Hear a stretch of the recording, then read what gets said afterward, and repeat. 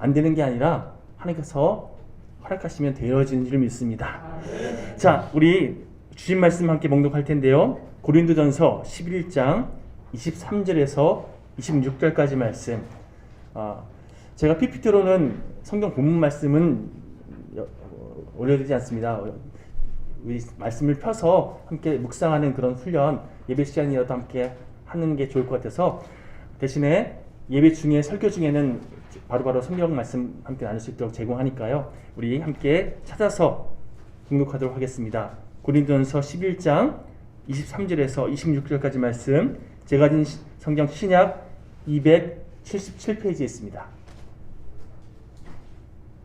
우리 한 목소리로 23절부터 26절까지 함께 봉독하겠습니다. 시작. 내가 너희에게 전한 것은 주께 받은 것이니 곧 주 예수께서 잡히시던 밤에 떡을 가지사 축사하시고 떼어 이르시되 이것은 너희를 위하는 내 몸이니 이것을 행하여 나를 기념하라 하시고 식후에 또한 그와 같이 잔을 가지시고 이르시되 이 잔은 내 피로 세운 새 언약이니 이것을 행하여 마실 때마다 나를 기념하라 하셨으니 너희가 이 떡을 먹으며 이 잔을 마실 때마다 주의 죽으심을 그가 오실 때까지 전하는 것이니라. 아멘.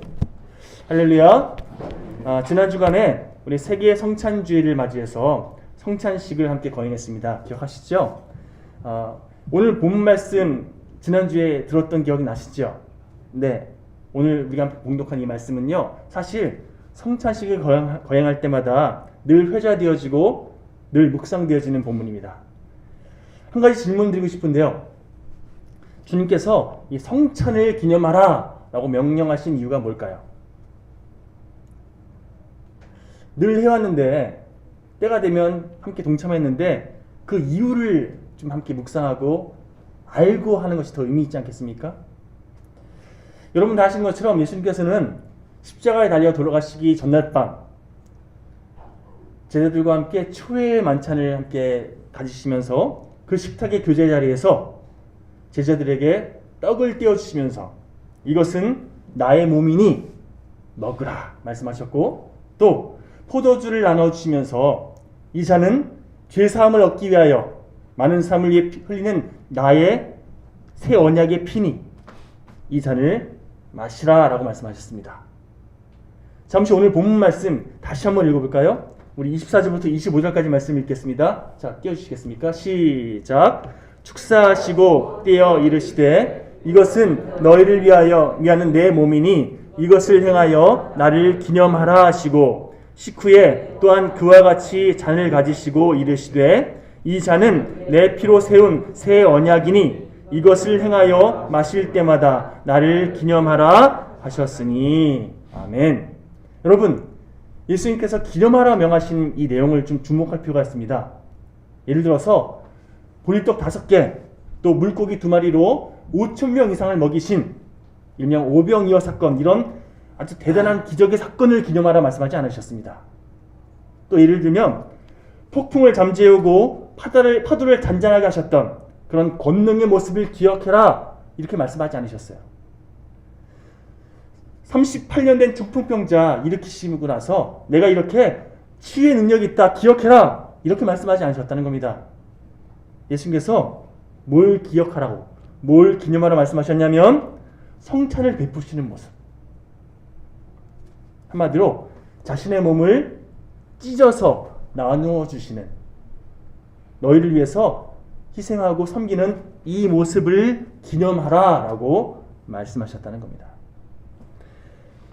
예수님의 권능, 예수님의 신적인 그런 권위 혹은 변화선상에서 보여주셨던 그런 눈부신 화려한 모습이 아니라 우리를 구원하시기 위해서 스스로 낮은 자리에 오신 그 주님의 섬김의 모습을, 그 희생의 모습을 기억하라라고 말씀하셨다는 거죠. 내가 온 것은 섬김을 받으러 온 것이 아니라, 우리 마가복음 10장 45절 말씀 함께 봉독해 볼까요? 시작. 내가 온 것은 섬김을 받으려 함이 아니요 섬기려고 왔고 많은 사람을 위하여 내 목숨을 내어주기 위해 왔노라. 아멘. 여러분, 오늘 우리가 함께 묵묵한 이 고린도전서 11장 말씀을 더 심도 있게 살펴보기 위해서는요, 무엇보다 25절에 언급되고 있는 기념하라 라는 이 단어에 내포된 성경 전체를 관통하는 한 가지 개념을 함께 먼저 살펴볼 필요가 있습니다. 잠시 저를 좀 따라해 보시겠습니까? 우리 말씀 제목으로 소개해 드렸는데, 아즈카라. 다시 한번 읽어볼게요. 아즈카라. 생소하시죠? 이게 히브리어인데요, 한마디로 기념하다, 기억하다라는 뜻을 가진 히브리어입니다. 성경 전체의 맥을 쫙 이렇게 관통하는 성경의 진정한 의미를 파악하는 데 있어서 가장 중요한 키 역할을 하는 단어예요. 자, 이 아즈카라라는 개념, 이 원리를 함께 살펴보고 나서 오늘 말씀을 다시금 살펴볼 텐데요. 잠시 성경 몇 구절 한번 찾아보겠습니다. 자, 제가 레위기 2장 9절 말씀을 좀 읽어드리겠습니다. 그 소재물 중에서 기념할 것을 가져다가 제단 위에서 불사를 찌니 하면서 쭉 말씀이 이어지는데, 여기서 기념이라는 단어, 여기가 아즈카라예요. 자, 구약의 제사 가운데 소제라는 그런 제사 종류에 대해 소개하는 그런 구절인데요. 그런데 여기서 언급된 기념이란 이 단어, 하나님께 곡식 중에서 일부분만 떼어서 드렸는데 그것을 하나님께서는 너희가 다 드린 것으로 그렇게 인정하겠다, 이렇게 생각하면서 기념이라는 단어를 썼다는 거예요. 한마디로 부분을 드렸는데 전체를 드린 것과 동일하게 여기신다, 이런 개념으로 아즈카라는 단어를 썼다는 거죠. 이해되시죠? 또 한 군데만 더 찾아보겠습니다. 민수기 31장 54절 말씀. 자, 함께 읽어보겠습니다. 시작. 모세와 제사장 엘라살이 천부장과 백부장들에게서 금을 취하여 회막에 들여 여호와 앞에서 이스라엘 자손의 기념을 삼았더라. 여기서도 기념이란 단어가 아즈카라는 단어를 쓰고 있는데요, 실제로는 천부장과 백부장들의 그런 금부치를 올려드린 건데, 그것만 그렇게 부분적으로 하나님께 예물로 드렸는데, 하나님께서는 이스라엘 백성 전체가 드린 것으로 그렇게 받으셨다, 이렇게 기록하고 있는 거예요. 이해되시죠?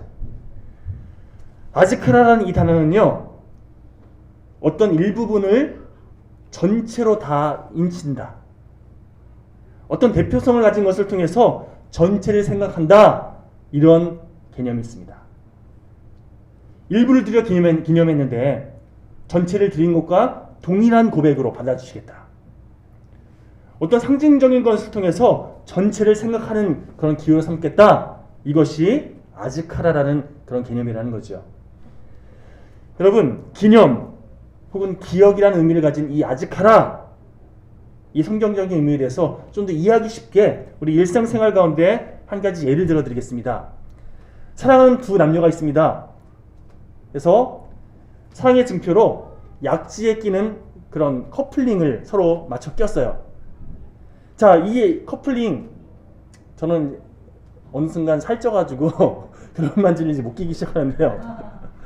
자, 결혼 반지를 낀 이게 별거 아닌 한 가지 상징물에 불과한데, 그런데 이 반지를 통해서 우리는 이제 하나다, 이런 개념을 인식하지 않습니까? 그냥 하나의 어떤 상징물을 통해서 우리는 하나입니다, 이것을 함께 나누잖아요. 작은 것을 통해서 전체를 기억하고 작은 상징물을 통해서 전체를 대표한다, 이것이 아즈카라 기념의 원리라는 거죠. 특별히 이 아즈카라 원리가 왜 중요하냐면요, 첫 열매 그리고 11조, 이 개념을 바르게 이해하기 위한 핵심 키워드라는 거예요. 히브리 숫자 개념 중에서 여러분, 첫 것, 숫자 1은요, 순서상 예를 들어 수학적으로 첫 번째, 두 번째 이런 개념도 물론 있지만, 성경에서 1이라는 개념은 나머지 전부를 대신하는 어떤 하나, 나머지 전부를 대표하는 하나, 이런 뜻을 내포하고 있습니다. 자, 다시 말해서 출애굽할 때 여러분, 애굽의 바로가 이스라엘 백성들을 끝까지 놓아주지 않으려고 하니까 하나님께서 재앙을 계속해서 허락하시는데, 마지막 재앙이 뭐였습니까? 네? 장자, 첫째 아들, 첫 것을 그렇게 심판하는 그런 재앙 아니었습니까? 자, 눈으로 보기에는 첫째 아들 혹은 첫 것을 하나님께서 심판하셨는데, 한마디로 지금 말씀드렸던 이 아즈카라 원리를 개입해서 생각해 보면 전부를 심판했다는 거예요. 이해되시죠? 장자, 첫 것은 전부를 대신하는, 전부를 대표하는 영적인 개념이 담겨 있거든요. 그런 의미에서 내가 11조를 드린다, 이 개념은요, 그냥 10개 중에 하나를 이렇게 드린다, 이런 개념이 아니라 10개 가운데 첫 것, 다시 말해서 10개를 대표하는 그 하나를 내가 마음을 다해 드린다. 다른 말로 전부를 드린다라는 그런 개념이라는 거예요. 이해되시죠? 자, 지금 말씀드린 이 아지카라는 내용을 기반으로 해서 오늘 본문을 다시 한번 살펴볼 텐데, 성찬은 예수님으로 상징되어지는 이 빵, 또 포도주를 함께 먹고 마심으로 예수님과 하나가 되는, 이것을 기념하는 예식이잖아요. 작은 것을 나눴는데 예수님과 하나가 되었다. 작은 것을 기념했을 뿐인데 하나님 전체, 하나님의 그 뜻을 함께 묵상하는 기회로 삼았다. 그로 인해서 하나님 안에 온전히 거하기를 선택했다. 이것이 성찬의 목적이고, 아즈카라의 개념이 녹아져 있는 성찬을 우리에게 허락하신, 기념하라 명령하신 예수님의 뜻이라는 거죠. 자, 상징적인 것을 기념하면서 그것을 허락하신 하나님을 묵상해라. 작은 것을 통해서 그 하나님의 뜻에 대해서 내가 삶을 통해 온전히 이루어가기를 결단하는 기회로 삼아라. 성찬의 의미는 바로 여기에 있다는 거죠.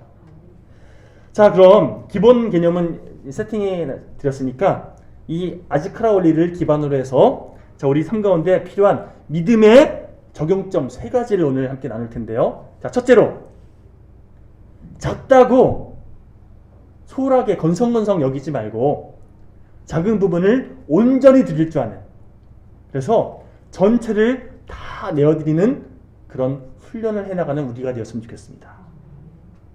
예수 말씀하셨잖아요. 작은 것에 충성하라고. 작은 것이 작은 게 아니라는 거예요. 우리가 예배드리고 또 하나님 안에 살아간다, 이 개념을요, 아즈카라라는 개념, 내가 기도할 때, 여러분 사무엘상 1장 11절 내용을 좀 설명해 드리면서 기도의 개념을 좀 설명해 드릴 텐데요. 우리 사무엘상 1장 11절 말씀, 한나의 기도를 한번 제가 봉독해 드리겠습니다. 선하 이르되 만군의 여호와여, 만일 주의 여종의 고통을 돌보시고 나를 기억하사 주의 여종을 잊지 아니하시고 하면서 나에게 아들을 좀 달라고 간구하는 그런 내용이거든요. 그런데 여기서 나를 기억하사, 이것을 아즈카라 개념으로 함께 이해해 보면요, 기도라고 하는 작은 행위를 통해서 주님, 나를 기억해 주십시오, 나를 이 환난으로부터 건져 주십시오, 그렇게 간절하게 하나님께 기도하는 그 시간을 통해서 하나님과 온전히 하나 되는 그런 시간을 누리게 되었다. 여러분, 우리가 기껏해야 하루에 몇 시간 기도할 수 있겠습니까? 한번 스스로 가슴에 손을 얹고 나는 하루에 몇 시간 기도하는지 한번 스스로 한번 정리해 보십시오. 어떻습니까? 1시간 이상 기도하신다고 이렇게 자신 있게 손 들 수 있는 분 계십니까? 의외로 순간순간 기도할 수는 있는데 1시간 이상, 24시간 중에서 1시간 이상, 이거 제가 말씀드린 누적해서 기도하는 그런 사람들이 생각보다 많지 않아요. 그런데 여러분, 우리가 간절한 마음으로 주님을 의지하면서 기도하는 그 중심을 하나님께서 보시고, 우리가 비록 적은 시간 기도했다 할지라도, 그러나 우리의 그 간절한 기도를 하나님께서 우리의 삶 전체를 통해 기도한 것으로 그렇게 인쳐주시고, 하나님께서 24시간 주님을 바라보며 주님께 간구하는 그런 인생으로 받아주셨다. 우리가 그래서 간절하게 기도하는 이유가 거기 있다는 거예요. 24시간 기도 다 못하지만 간절하게 기도하는 그 순간을 하나님께서는 24시간 기도하는 것처럼 그렇게 인정해 주신다는 거예요. 이해되시죠? 이게 하나님께서 허락하신 은혜 아닙니까? 우리는 작은 부분 주님께 내어드렸을 뿐인데 하나님은 다 받아주셨다는 거예요. 또 다른 예로 여러분 다 아시는 삼손이라는 그런 사사가 있습니다. 하나님께서 그에게 많은 은사를 허락하셨습니다. 그런데도 불구하고 하나님께서 주신 그 모든 것들을 자신의 유익과 자신의 만족을 위해서 오용한 결과적으로 하나님께서 주신 것들을 헛되이 낭비한 그런 삼손이라는 이름 다 들어보셨죠?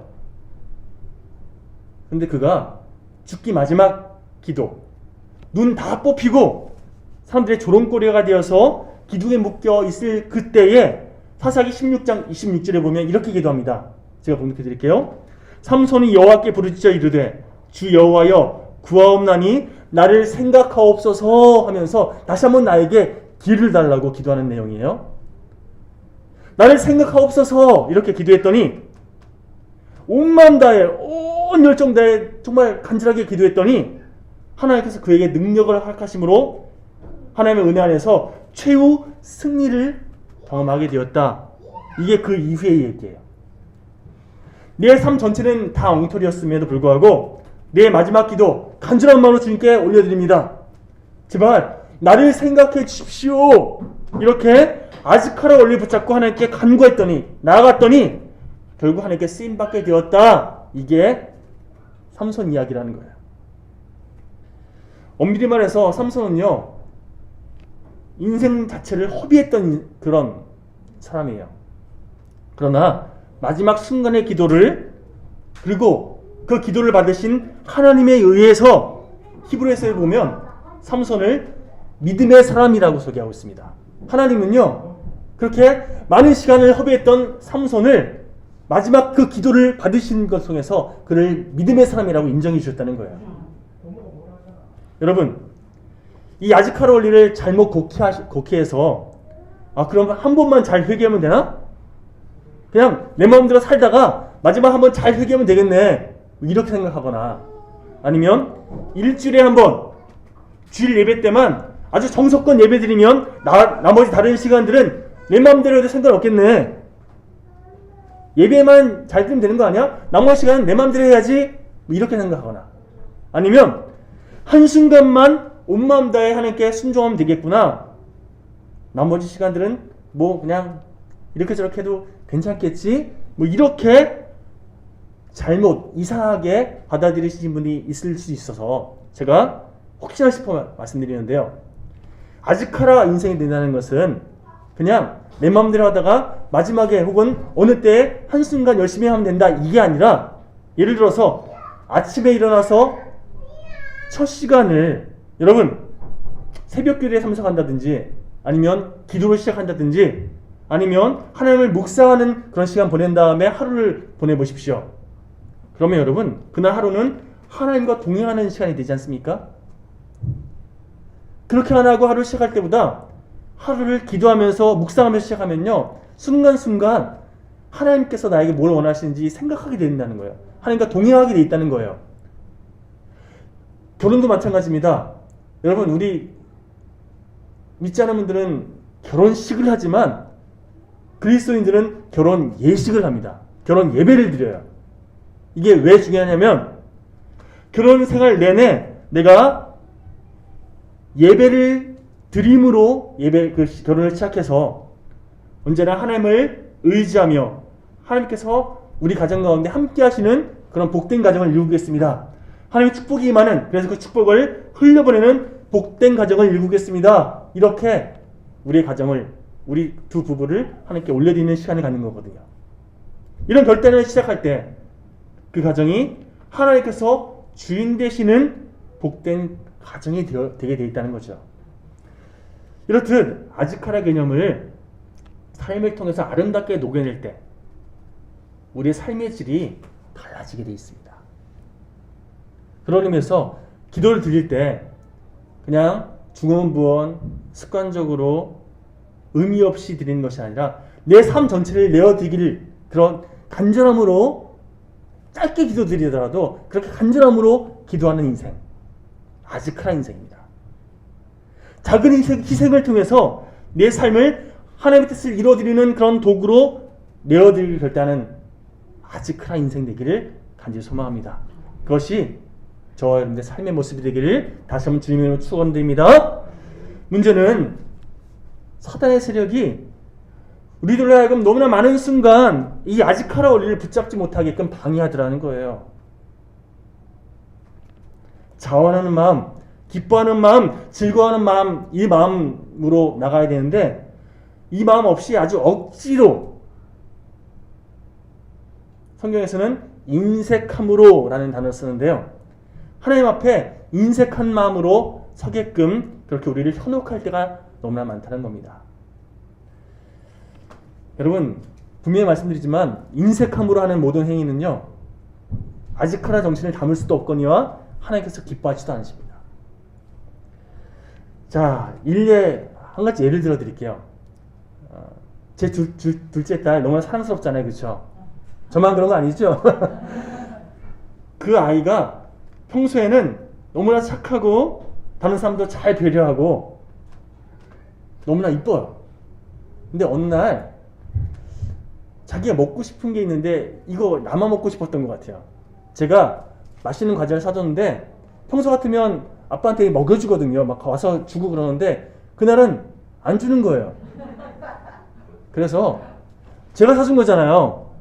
제 돈 주고 제가 사준 거라서 아빠도 한 입만 그렇게 했는데 싫다는 거예요. 나 먹기도 아깝다는 건 너무 부족하다는 거예요. 그날만 그런 거예요? 예, 평소에는 잘 줘요.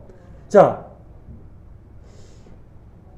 여러분 사실 그거 안 먹어도 제가 뭐 큰일 나는 것도 아니고 까짓거 제 딸이 맛있는 게 먹는 그 모습만 봐도 저는 행복하거든요. 그렇죠? 이게 아빠 된 마음이잖아요.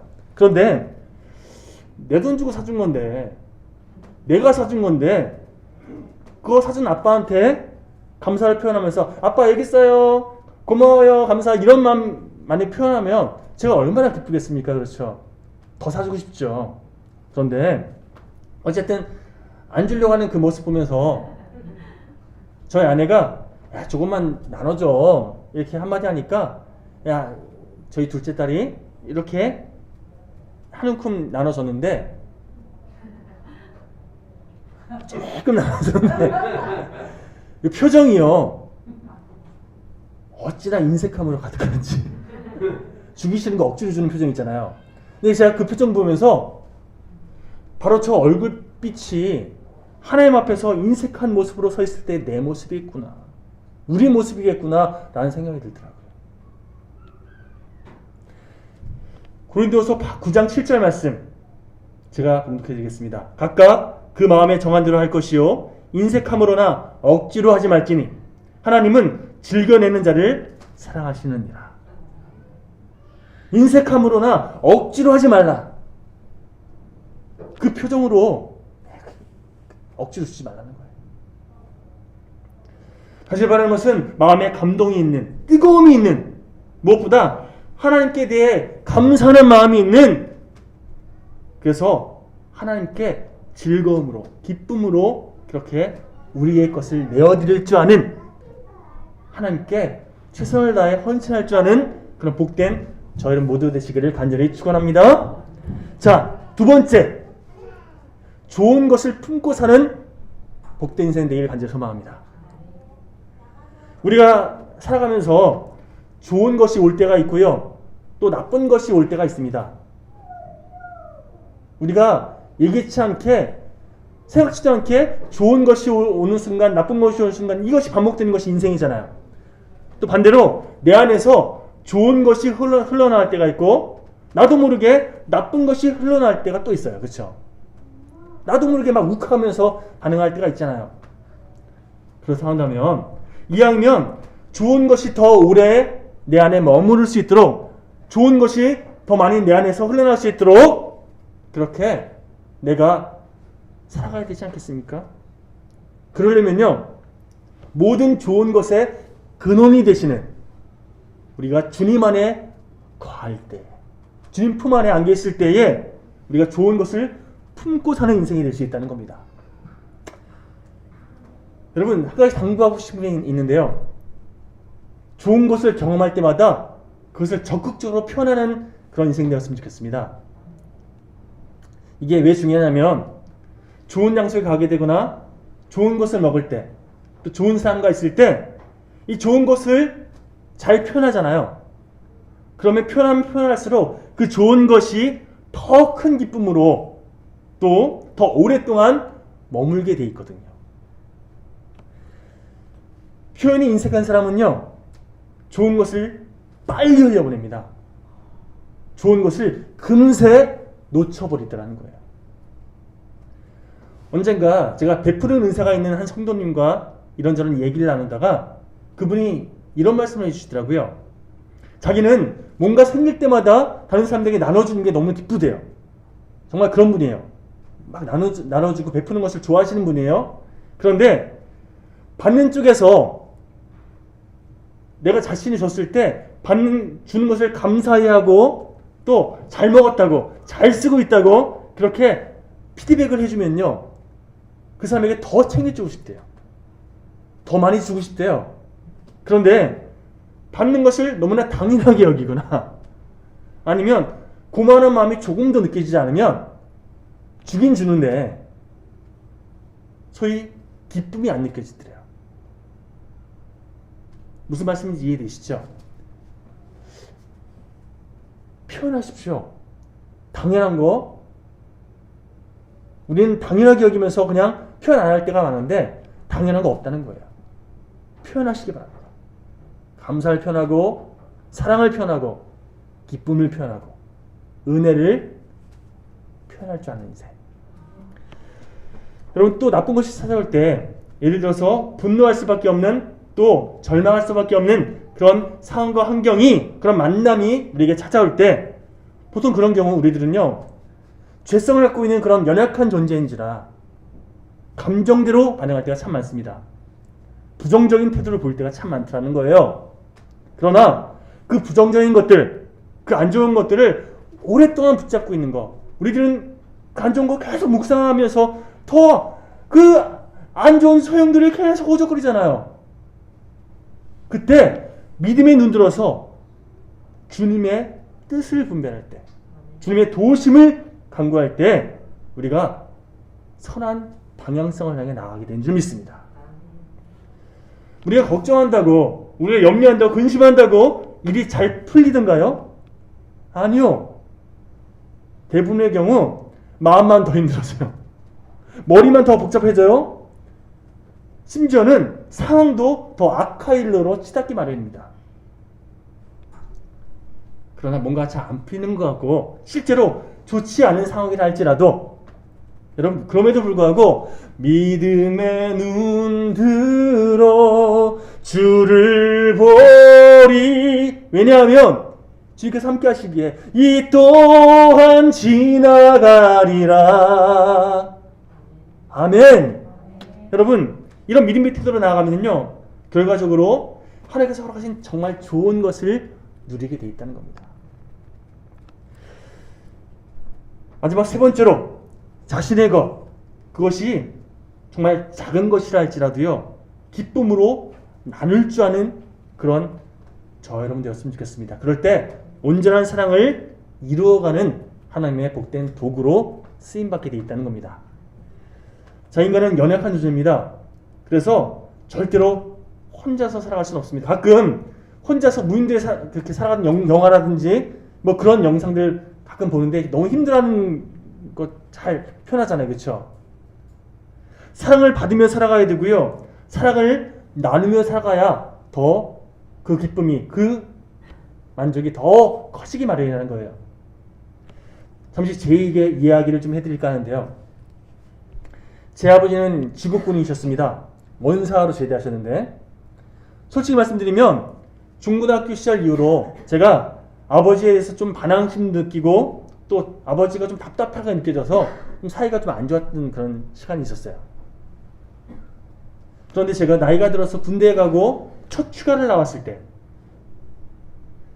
마지막 날 부대로 복귀하는 저에게 아버지가 역까지 태워다 주시면서 저에게 뭔가 챙겨주고 싶었던 것 같아요. 경상도 분이시라 경상도 잠깐만요. 충청도 분이시구나. 충청도 분이신 뭔가 좀 잘 표현을 안 하시는 어쨌든 묵뚝뚝하는 그런 스타일인데 그날따라 저에게 뭔가 좀 챙겨주고 싶으셨던 것 같아요. 그래서 막 주머니를 뒤지시는데 아유 좀 10,000원짜리 뭐 이렇게 좀 있으면 좋겠는데 그런 게 없었던 것 같아요. 그래서 막 뒤적지적 하다가 있던 잔돈을 다 긁어 모아서 이 한움큼 만드실 때만 저한테 이렇게 지어주시더라고요. 이제 나중에 세보니까 3,000 얼마야? 얼마 안 돼요. 그런데 제가 그날 뭘 느꼈냐면요. 아버지가 날 사랑하시는구나. 아버지가 나한테 뭔가 더 주고 싶어서 막 다 긁어 모아서 이렇게 주시는 그 모습이 막 새겨지더라는 거예요. 이제 마음이 막 유동치듯 뭉클하게 만들더라는 거예요. 제가 그날 이후로 아버지에게 더 잘해야겠다. 제 태도가 바뀌기 시작해요. 작은 것을 나눠줬더니 관계의 회복이 일어나더라는 거예요. 여러분 이것이 바로 성찬의 원리이고요. 이것이 아즈카라의 원리입니다. 작더라도 나누면요 하나가 되게 되어 있습니다. 나눔을 통해서 변화가 일어나게 되어 있다는 겁니다. 여러분 특별하게 하나님은 사랑이시라. 그렇습니다. 여러분 이왕이면 사랑을 적극적으로 나누기에 힘쓰는 저 여러분 모두가 되었으면 좋겠습니다. 사랑을 나눈다는 것은요 표현하는 것을 의미합니다. 주변 아는 사람 가운데 혼자는 뭐 했대요. 예를 들면 인사했대요. 뭐 표현했대요. 근데 잘 안 들려요. 상대방이 들리고 상대방이 인식하게끔 해야 그게 표현한 거잖아요. 그렇죠? 내가 했다고 하는 게 되는 게 아니라 상대방이 받아줘야 그게 표현한 거예요. 표현하지 않는 사랑은 흘러가지도 않을 뿐더러 능력도 없습니다. 여러분 주변 사람들에게 사랑을 표현하시고 사랑을 몸소 실천하십시오. 작은 것을 나누면서 사랑을 흘려보낼 때 그런 나를 통해서 하나님의 사랑을 상대방이 느끼게 되어 있습니다. 그럴 때 이 아즈카라 원리가 우리의 삶을 통해 이루어가는 그런 귀한 시간이 펼쳐지게 된다는 거죠. 10여 년 전에 미국에서는 총기란 사건 참 많이 벌어지는데요. 한국계 미국인 조승이라는 그런 버지니아 총기 사건이 있었습니다. 32명의 희생자가 있었고요. 범인이 한국계여서 우리나라 사람들도 좀 많이 관심 가졌던 그런 사건인데 근데 제가 그 사건을 보면서 놀랐던 일이 하나 있습니다. 32명의 희생자를 추모하는 추모식에 이게 타원형으로 추모석을 만들었는데요. 32개가 아니라 33개의 추모석이 있었어요. 하나가 누굴 걸까요? 범인 조승희 거였어요. 모르긴 몰라도 만약 우리나라 같았으면 유족들이 발칵 뒤집혀서 또 매스컴에서도요 이러쿵저러쿵 막 여러 가지 얘기가 있었을 거예요. 미친 짓 한다고. 저 인간 같지 않은 저 사이코 살인마 뭐 때문에 추모석까지 만들었냐고. 그 추모석 어떤 사람이 막 다 부수기도 하고 막 그랬을 거예요. 그렇죠? 그런데 놀랍게도요 추모석뿐만 아니라 추모석 옆에 그 조승희가 다녔던 학교의 학생들이 편지까지 써서 올렸더라고요. 그 중에 로라라고 하는 한 여학생이 쓴 편지 제가 읽어드릴게요. 승희, 나는 너를 미워하지 않아. 네가 아무런 도움과 안식을 찾지 못한 것이 너무 안타깝고 가슴이 미어져. 너의 삶이 얼마나 힘들었을지 상상조차 하기 어렵지만 어쨌든 우리가 너무 이기적이어서 네가 그렇게 분노했다는 생각을 하고 있어. 너의 친구가 되어주지 못해서 미안해. 하나님께서 너를 받아주시기를 기도할게. 여러분 저는요 미국 사람들이 우리 한국 사람보다 유난히 더 성격이 좋다고 생각하지 않습니다. 그런데 기독교 정신이 이런 편지를 또 그런 추모석을 그런 흐름을 잡아가더라는 거예요. 여러분 우리 주님이 이 땅에 오셔서 우리에게 행하신 것은요 우리가 사랑받을 자격이 있어서 우리가 뭔가 예수님께서 우리를 섬겨줄 만한 그런 능력이 어떤 그런 위치가 있어서 우리를 섬겨주시고 사랑해 주신 게 아니에요. 그냥 우리를 자녀된 우리를 주님께서 사랑으로 품으시길 선택하셨기에 우리가 죄에서 구원받는 은총을 누리게 된 거 아니겠습니까? 우리는요, 주님이 행하셨던 것처럼 죽은 자를 살릴 수 있는 그런 능력 없습니다. 우리는 눈먼 장님 다시 눈뜨게 할 수 있는 그런 능력 없어요. 하지만 마음만 먹으면 원수는 사랑할 수 있습니다. 마음만 먹으면 꼴 보기 싫은 사람, 미워하는 사람, 내가 먼저 다가가서 그에게 손을 내밀 수 있다는 거예요. 여러분, 하나님께서 우리가 할 수 없는 거 하라고 명하시지 않습니다. 우리가 믿음으로 순종하기만 하면 할 수 있는 것들, 그것을 삶 가운데 실천해라 라고 말씀하고 계십니다. 이제 말씀을 정리하기 원합니다. 우리나라 사람들이 자주 부르는 노래 가운데 제가 어렸을 때 많이 불렀던 노래예요. 갑돌이와 갑순이 아시죠?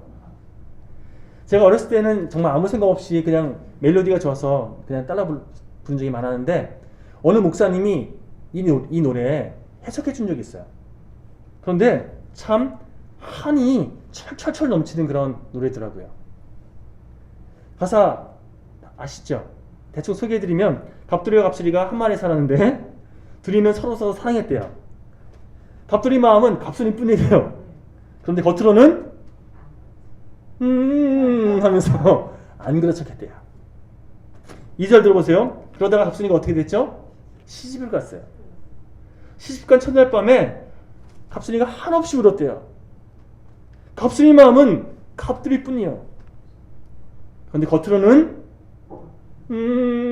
안 그런 척했대요. 자, 3절 불행의 아주 클라이막스입니다.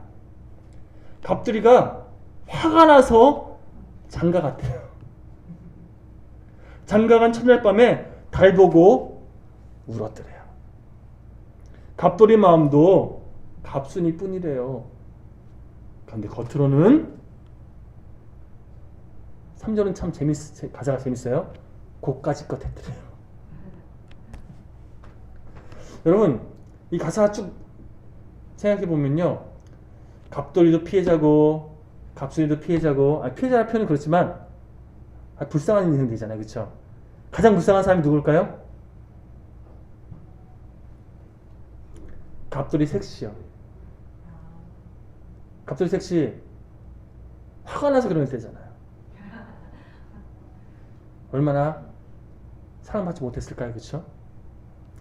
여러분, 이 노래가 많은 사람들에게 애창되었던 것은요, 이 노래에 뭔가 공감되어지는 게 있기 때문 아니겠습니까? 이런 삶을 살았던 사람들이 참 많았다는 거예요. 옛날에. 뭐 지금도 있을 수 있고요. 마음속에 사랑하는 마음이 분명히 있는데 밤낮 아닌 척하고 표현할 줄 모르고 그러다 아파하고 아무것도 이루지 못하는 그런 불행한 인생. 여러분, 남녀간의 사랑만 이런 게 아니라 엄밀히 말해서 모든 사랑은요, 표현하지 않으면 이런 흐름으로 치닫기 마련이라는 거예요. 그런 의미에서 여러분, 작은 것부터 나눌 줄 아는, 그리고 작은 부분부터 표현할 줄 아는, 다시 말해서 아즈카라 원리를 삶 가운데 바르게 적용할 줄 아는, 그래서 매 순간 하나님의 뜻을 이루어가기를 선택하는 저 여러분 모두가 되었으면 좋겠습니다. 자, 이러려면요, 내가 편한 사람만, 내가 좋아하는 사람만 취하려 들고, 내가 미워하는 사람들은 점점 멀리하기 선택하는 이런 내 이기적인 마음, 나 중심적인 마음들 다 십자가에 못 박고, 나를 부정적인 방향으로 이끌어가는 그런 내 자아의 모든 생각들 다 주님 발 앞에 내어놓고 나서, 다만 내 삶을 통해서 사랑의 열매가 더 많이 맺을 수 있도록 섬기고 희생하고 헌신하는 예수님께서 우리에게 본보여주신 그 모든 길을 내가 주님을 쫓아 걸어가게 선택할 때에, 그런 우리를 통해서 주변 사람들이 하나님을 더 많이 만나게 되는 은혜를 누리게 될 줄 믿습니다. 자, 그런 복된 인생 되시기를 다시 한번 주님의 이름으로 축원드립니다. 기도하시겠습니다. 하나님, 우리가 그리스도인으로서 늘 하나님을 의식하고 또 하나님을 온전히 의지하는 그런 인생이 되어야 되는데 솔직히 그렇지 못할 때가 너무나 많았음을 고백합니다. 하나님, 언제든지 하나님의 뜻에 집중하는 우리가 되게 또 하나님께 설악하시는 것만을 추구하는 그런 인생 될 수 있도록 도와주시옵소서. 우리가 아지크라 원리를 기반으로 하루의 시작을, 일주일의 시작을, 또 1년의 시작을, 아니 우리 인생 전체를 하나님께 온전히 내어드리는 인생 되게 하시고, 그래서 매일매일 매 순간들을 하나님의 자녀답게 구원받은 복된 인생답게 결정하고 선택할 수 있는 그 하나님의 마음을 시원케 드리는 우리 모두가 될 수 있도록 도와주시옵소서. 이 모든 말씀 살아계심이 역사하시는 우리와 늘 함께 하시는 예수 그리스도 이름을 의지하여 기도드렸습니다. 아멘. 자, 우리 함께 마지막 봉헌의 찬양 또 결단의 찬양 올려드리면서 주님께 준비한 예물을 봉헌하겠습니다.